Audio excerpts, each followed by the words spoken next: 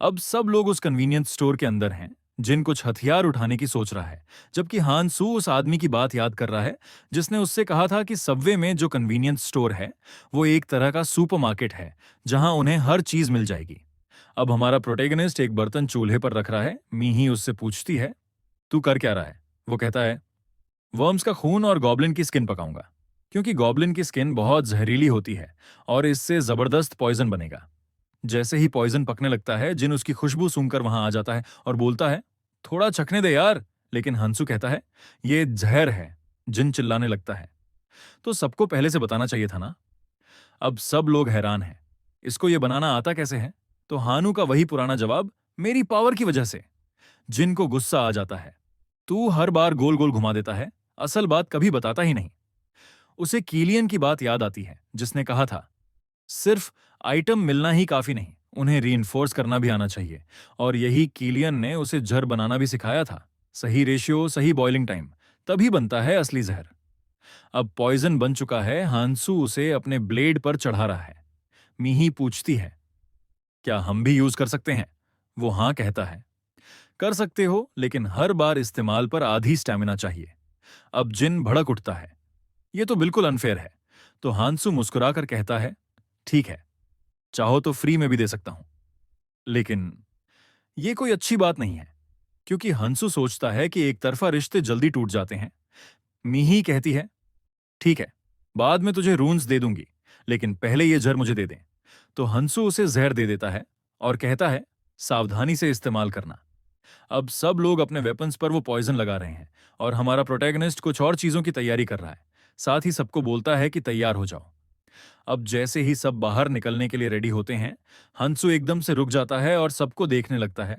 सब पूछ रहे हैं, क्या हुआ, ऐसे घूर क्यों रहा है? असल में वो इसलिए घूर रहा है क्योंकि सबके हाथों में खाने और जरूरी सामान से भरे तीन तीन बैग्स हैं। हंसू उन्हें समझाता है, थोड़ा दूसरों के लिए भी छोड़ दो यार। अब वो उन्हें दिखा रहा है कि चीजें यहां कैसे दबाई जाएं। मीही सोच रही है, हंसू कितना अच्छा फाइटर है, और वो कहती है, मुझे भी सुपर पावर्स चाहिए, मुझे भी जिंदा रहना है, बाकी की जिंदगी जीनी है। अब वो हंसू के साथ साथ चल रही है और ये देखकर जिन का खून खौल रहा है। जिन आगे बढ़ता है और हंसू से पूछता है, क्या हम लोग भी तेरे जैसे सुपर पावर्स ले सकते हैं? हंसू कहता है, शायद मिल सकते हैं। इतना सुनते ही तीनों की खुशी सातवें आसमान पर। लेकिन हंसू को केलियन की बात याद आती है। कुछ लोग ऐसे भी थे जिनके पास कोई पावर नहीं थी, लेकिन उन्होंने कुछ स्पेशल पावर्स इवॉल्व कर ली। और ऐसे लोग भी थे जिनकी पावर्स बेकार थीं, तो उन्हें छोड़ देना चाहिए। जिन अब ताना मारता है, तू इतना रूड क्यों हो गया है? पर हांसू अब चुप है, कुछ कहता नहीं, क्योंकि वो 5 सालों तक अबिस के क्रीचर्स से लड़ चुका है। उसकी सारी उम्मीदें बिखर गईं और जिंदगी बेरंग हो गई। अब जिन सोच रहा है, ये ऐसे बिहेव क्यों कर रहा है जैसे कोई अकेला योद्धा हो? ये कैसी लड़ाई की बातें कर रहा है? वो मन ही मन सोचता है, अगर मेरे पास हंसू से ज्यादा ताकत आ गई तो मैं मिही को अपना बना लूंगा और संग और हंसू को इस गेम से बाहर कर दूंगा। जिन अब इसी चालाकी में डूबा हुआ है। हंसू सबको रुकने को कहता है, क्योंकि उसे जमीन पर कुछ अजीब महसूस होता है। वो उसे छूता है और समझ जाता है ये कोई स्लाइम जैसा पदार्थ है, लेकिन इसकी बनावट देखकर ये ना तो वर्म्स की लग रही है और ना ही जॉम्बीज की। अब वो सोच रहा है, ये शायद लैंड मरमेड्स का निशान हो सकता है। उसे पूरा यकीन हो जाता है, हाँ, ये उन्हीं के निशान हैं। वो सबको बताता है, वो बहुत तेज नहीं होती, लेकिन अगर उनके जर से टकरा गए तो पूरा शरीर पैरालाइज्ड हो जाएगा। अब वो कहता है, मेरे पास एक प्लान है, लेकिन मुझे तुम सबकी मदद चाहिए। अब वो अपने बैग से कुछ बोतलें निकाल रहा है, जिन्हें वो फायर बॉम्ब्स की तरह इस्तेमाल करने वाला है। जिन फिर से मजाक उड़ाता है, तू तो इस दुनिया में खुश ही होगा, तेरे तो सारे शौक पूरे हो रहे हैं। अब हांसू उसे घूरने लगता है, ऐसे जैसे अभी उसे वहीं खत्म कर देगा। लेकिन फिर वो फ्लोर पर प्लान बनाना शुरू करता है ताकि सबको अच्छे से समझा सके।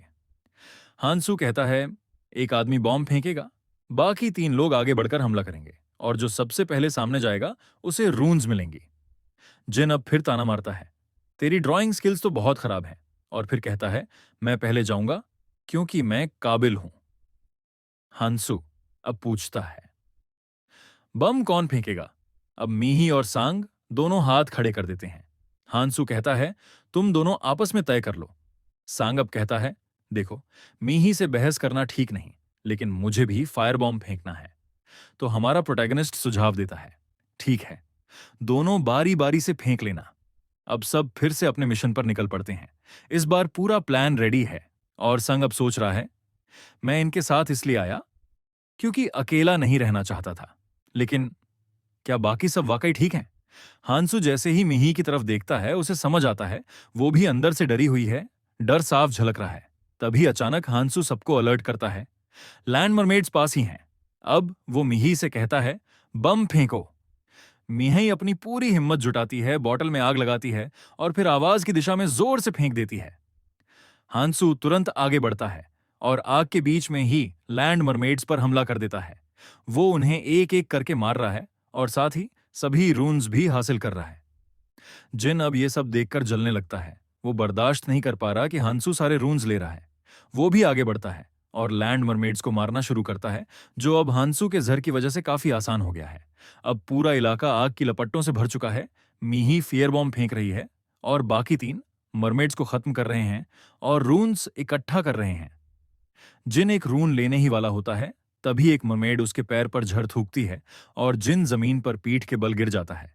अब वो मरमेड उसकी तरफ बढ़ रही है। जिन अब चिल्ला रहा है, मीही, हेल्प करो।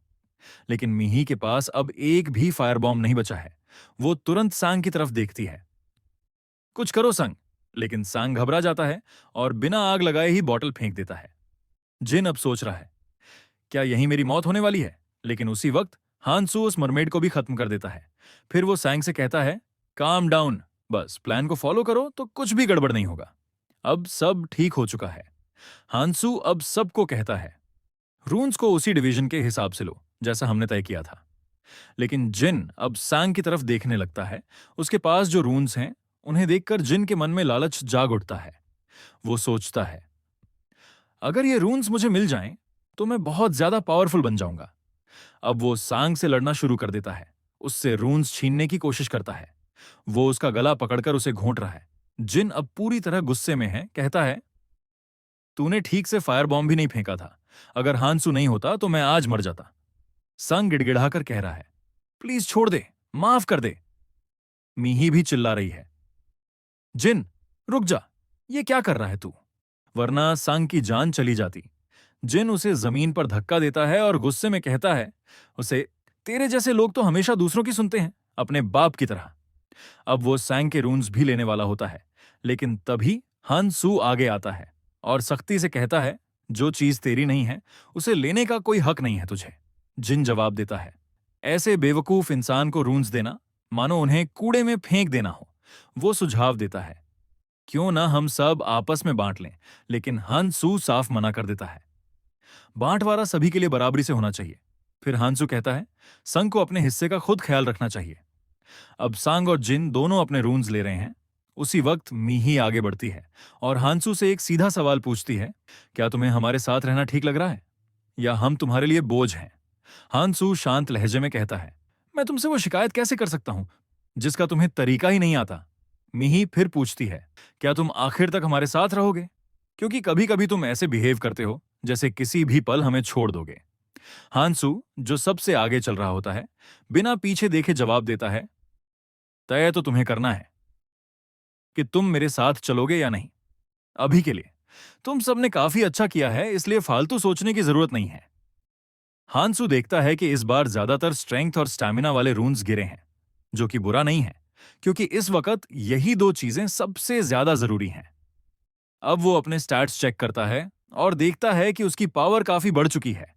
तभी वहां असिस्टेंट फेरी फिर से प्रकट होती है और खुशी से जश्न मना रही होती है, क्योंकि हांसू की स्ट्रेंथ और स्टैमिना का टोटल अब 50 हो चुका है। वो उसे बधाई देती है, बधाई हो, तुम पहले ऐसे ट्रैवलर हो जिसने इतनी जल्दी ये माइलस्टोन पूरा किया।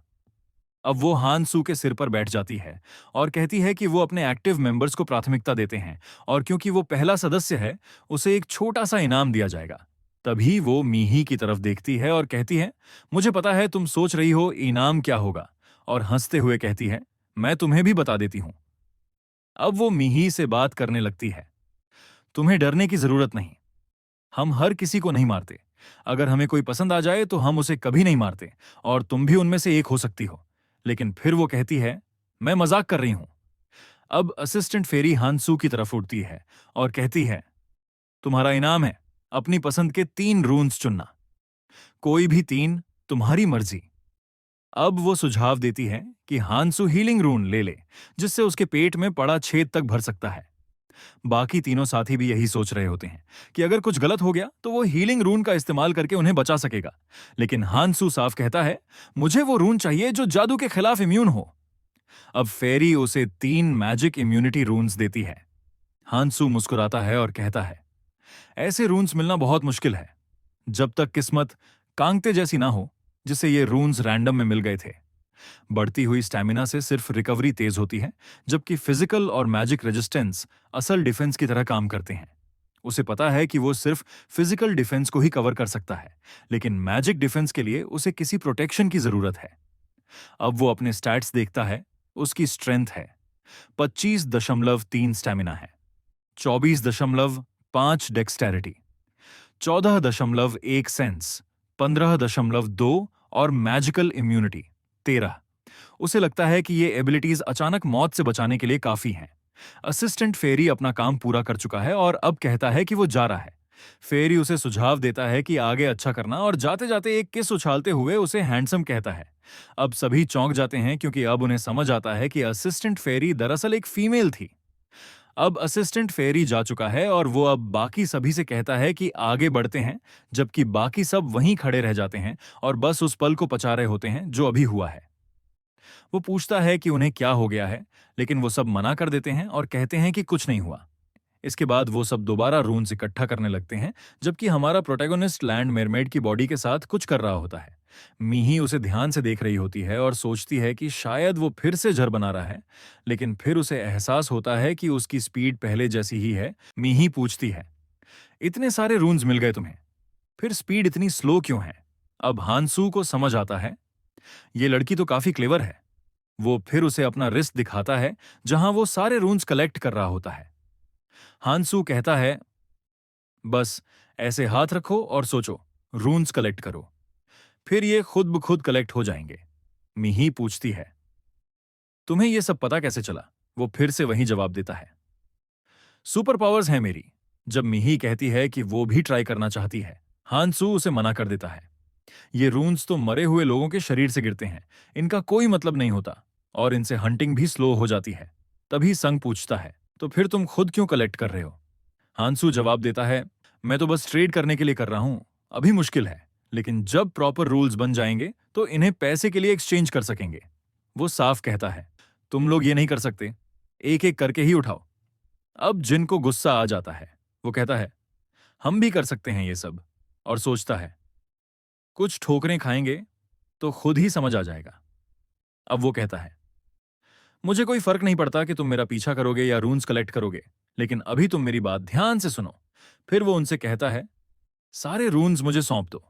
जिन बहुत गुस्से में बोलता है, तुम कैसे इतने बदमाश की तरह एक्ट कर रहे हो, और तुम्हारे पास अपनी ब्लेड भी है, फिर हमारी क्यों मांग रहे हो? हांसू कहता है, तुम्हारी ब्लेड्स बहुत रफ हैं, इसलिए उनका कोई यूज नहीं, और मुझे कुछ ब्लेड्स की जरूरत भी है।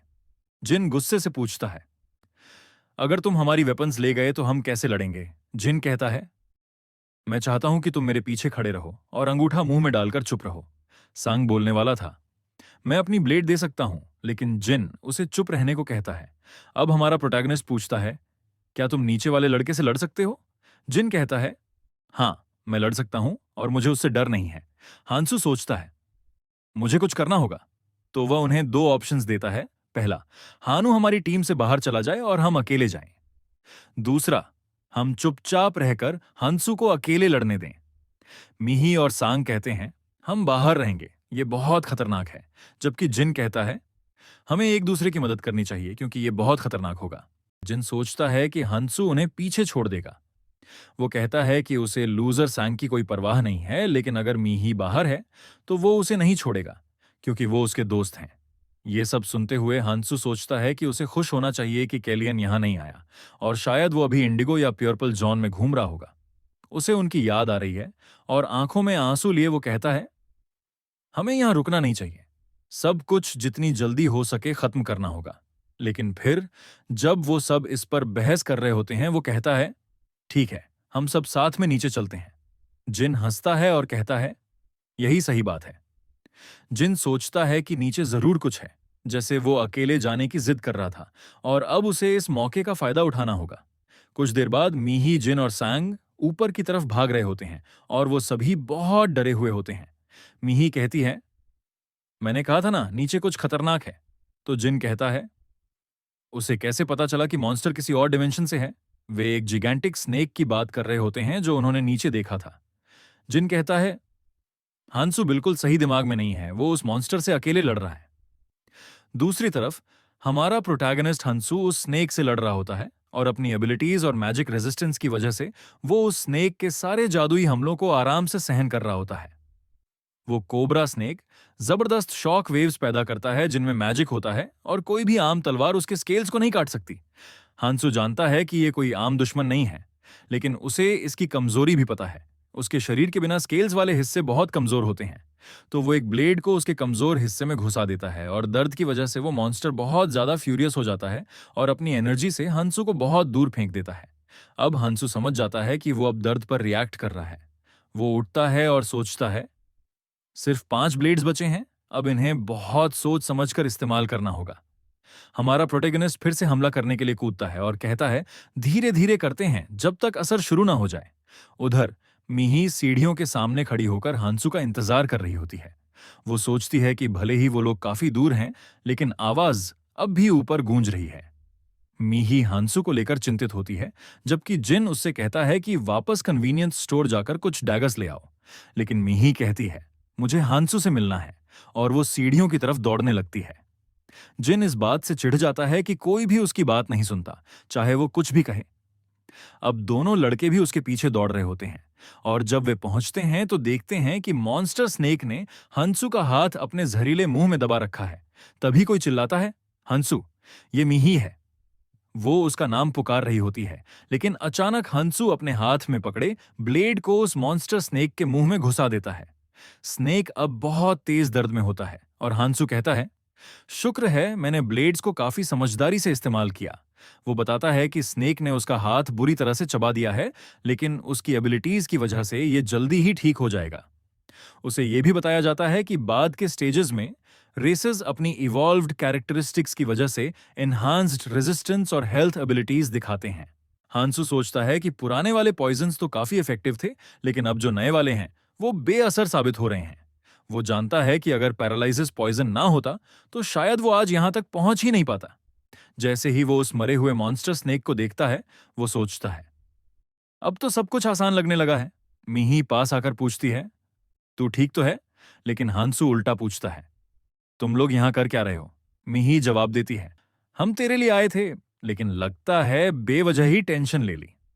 वो फिर पूछती है, तेरा हाथ तो ठीक है ना? हांसू कहता है, बस हल्की सी खरोंच है और वो भी अब ठीक हो रही है। जिन उस मरे हुए स्केल्ड स्नेक को देख रहा होता है और सोचता है, भाई, हांसू ने इस मॉन्स्टर से अकेले लड़ाई की थी। इस लड़के में और मुझ में जमीन आसमान का फर्क है। फिर वो उस रून को उठाता है जिसका नाम है स्केल्ड स्नैक शॉक वेव्स। क्योंकि मॉन्स्टर बहुत पावरफुल था, तो उसका रून भी उतना ही कमाल का है। जिन कहता है, भाई, अब जलन सी हो रही है। वो सोचता है कि इस रून को एक्टिवेट करने के लिए उसके पास मैजिक रून होना चाहिए। फिर वो कहता है, मेरी लिमिट 7 रून्स की है, तो मैं इसे नहीं ले सकता। सैंग कहता है, तो फिर मैं ले लेता हूं। लेकिन जिन तुरंत लड़ाई शुरू कर देता है, तू इतना डरपोक है, तुझसे तो ये एक्टिवेट भी नहीं होगा। वो फिर हांसू से कहता है, भाई तू मुझे दे दे, मैं काम आ जाऊंगा। अब दोनों में बहस होने लगती है कि रून किसे मिलेगा। मिही दोनों को चुप कराने की कोशिश करती है। तभी हंसू बोलता है, मैं ये किसी को फ्री में नहीं देने वाला, बेचूंगा, और अभी लोगे तो 5% का डिस्काउंट मिलेगा। जिन पूछता है, ईएमआई पे ले सकते हैं क्या? हंसू कहता है, अगर कोई गारंटी दे दे तो ले जा। फिर हंसू मिही से पूछता है, तूने कुछ डिसाइड किया? मी कहती है, तू भी भरोसा नहीं करता, वो भी नहीं करता, तो फिर बचा कौन? हंसू को याद आता है कि मिही ने बाकियों से ज्यादा रून्स कमाए थे। उसे लगता है कि मिही की सर्वाइवल इंस्टिंक्ट्स बहुत तगड़ी हैं। मिही फिर उसे देती है एक एजिलिटी रून, 3 सेंस रून्स, और 7 से 7 करके स्ट्रेंथ और स्टैमिना रून्स। तभी हांसू बोलता है, क्योंकि 5% का डिस्काउंट है तो मैं स्ट्रेंथ वाले सिर्फ 6 ही लूंगा। मीही को देखकर अच्छा लगता है कि हांसू कितना एक्यूरेट है। हांसू फिर सबको देखता है और कहता है, ऐसा मत समझना कि मैं कंजूस हूं, लेकिन जो लोग फ्री चीजों पर सरवाइव करना चाहते हैं वो यहां मर जाएंगे। फिर वो कहता है, चलो अब आगे बढ़ते हैं। हंसू सोचता है, अगर स्केल्ड स्नेक यहां था तो इसका मतलब पास ही में जूटारियम भी होगा। अब वो एक क्रिस्टल के सामने खड़ा है और उसे तोड़ रहा है। मीही और सांग आपस में बात कर रहे हैं। ये फिर से अपनी पावर्स यूज करने वाला है क्या? फिर दोनों हांसू से पूछते हैं, भाई इस क्रिस्टल से अब तू क्या बनाने वाला है? हंसू अपना पॉट फिर से बैग से बाहर निकालता है। जिन पूछता है, फिर से कोई नया पॉइजन बना रहा है क्या? हंसू कहता है, इस स्केल्ड स्नेक की स्केल्स काफी स्ट्रांग हैं, लेकिन हमें इससे भी ज्यादा चाहिए। अब वो बनाने जा रहा है 134 मॉन्स्टर वेपन में से 11वां वेपन। एक ऐसा नीडल जो बहुत लिमिटेड एरिया में असर करता है, लेकिन इसका दूसरा ड्रॉबैक ये है कि इससे सेकेंडरी डैमेज करना मुश्किल होता है। हंसू सोचता है, अगर किसी मॉन्स्टर की कमजोरी का पता चल जाए और वो सही से निशाना भी लगा सकें, तो ये नीडल सबसे बेस्ट वेपन साबित होगा। वो फिर एक नया हथियार बनाता है जो देखने में थोड़ा ब्लंट होता है लेकिन काम का है। जिन कहता है, भाई ये हथियार मुझे दे दे, मैं इसके बदले अपनी सारी रून्स देने को तैयार हूं। वो सोचता है कि हांसू ने बहुत मेहनत से ये बनाया है, इसलिए जरूर पावरफुल होगा। लेकिन हंसू कहता है, मैं दे तो देता, लेकिन इसकी सारी मटेरियल्स मैंने यूज कर ली हैं, अब वैसा दूसरा नहीं बन सकता। जिन चिढ़ जाता है, सारा सामान खुद के लिए ही यूज कर लिया। अब सब अपने आखिरी डेस्टिनेशन की तरफ बढ़ रहे हैं। लाइट्स जल चुकी हैं, सबवे भी वहीं खड़ी है और हांसू भी अब चुप है। लगता है अब कोई लड़ाई नहीं होगी। वो ट्रेन के अंदर जाता है और कहता है, सब बाहर निकलो, ये ट्रेन सिर्फ एक बंदे के लिए है। सैंग बोलता है, ऐसा कैसे? ट्रेन तो काफी बड़ी है। जिन गुस्से में भड़क उठता है, हमने तो हर बात पे तेरे साथ लड़ा और तू अब अकेले निकल रहा है। वो कहता है, इस दुनिया में कोई रूल नहीं है और कहीं नहीं लिखा कि मैं इस ट्रेन में पहले नहीं चढ़ सकता। फिर वो अपना वेपन उनकी तरफ तानता है और बोलता है, अब या तो बाहर निकलो या यहीं पर लड़ाई तय करो, तुम्हारी मर्जी। मुस्कुराते हुए वो उन्हें 2 ऑप्शंस देता है। अब तीनों ट्रेन के बाहर खड़े हैं। जिन बोलता है, अगर हम तीनों मिलकर इस पर हमला कर दें और जीत गए तो इसके सारे वेपन्स और रून्स हमारे, लेकिन अगर हार गए तो बस माफी मांग लेंगे। मुझे पूरा यकीन है कि हांसू हमें मारेगा नहीं। वो जैसे ही अपना वेपन निकालने वाला होता है, उसे अंदर से हांसू घूरता हुआ दिखता है। जिनका चेहरा एकदम डर से सफेद पड़ जाता है। वो सोचता है, अगर मैंने जरा भी हरकत की तो ये मुझे यहीं मार देगा। फिर हांसू बस इतना कहता है, फिर मिलेंगे। ट्रेन का दरवाजा बंद हो जाता है। मीही बोलती है, हमें उसे यूं प्रोवोक नहीं करना चाहिए था, हम सबकी जान उसी की वजह से बची थी। फिर वो कहती है, अब आगे बढ़ना चाहिए। लेकिन जिन कहता है, यही फर्क है मुझ में और तुम दोनों में, मैं स्ट्रांग बनने के लिए लड़ता हूं और इसमें कुछ भी गलत नहीं। हम सब यहां इसी वजह से तो आए हैं। अब देखना, मैं बहुत स्ट्रांग बनूंगा। दूसरी तरफ हांसू ट्रेन के अंदर है। वो अब पूरे सफर की जानकारी इकट्ठा कर रहा है। वो कहता है, सबवे का यह सफर 20 स्टेशन पर रुकेगा और हर स्टेशन पर कुछ नया आर्टिफैक्ट मिलेगा। लेकिन जैसे ही स्टेशन छूटेगा, मैं वहां वापस नहीं जा सकता। वो सोचता है, ऐसी स्ट्रक्चर दिमाग में कॉन्फ्लिक्ट पैदा करती है। मान लो मैं अंत तक पहुंच भी गया, तो यह जरूरी नहीं कि सब कुछ मेरे हिसाब से ही चले। वो अब 12वें स्टेशन पर है। अभी तक वो जो आइटम्स जमा कर चुका है वो हैं लन सर्कलेट, कैटल्स नेल्स, ओंग स्टील ग्लव्स और कुल मिलाकर 8 रेयर आर्टिफैक्ट्स। शायद ये वेपन्स इतने अच्छे इसलिए हैं क्योंकि ये हिडन पीसेस से मिलते हैं। वो सोचता है, लन सर्कलेट सेंस स्टार्ट से जुड़कर मॉन्स्टर की कमजोरी को पहचानने में मदद करता है, लेकिन पहले हिस्से में तो उसे पहले से ही वीकनेसेस का पता होता है, इसलिए ये उसके लिए अब ज्यादा यूजफुल नहीं है। वैसे भी उसके पास वेपन्स हैं। वो विश करता है, काश अब कोई ऐसा आइटम मिल जाए जो मोबिलिटी बढ़ा दे, ताकि मैं बैटलफील्ड पर ज्यादा तेजी से मूव कर सकूं।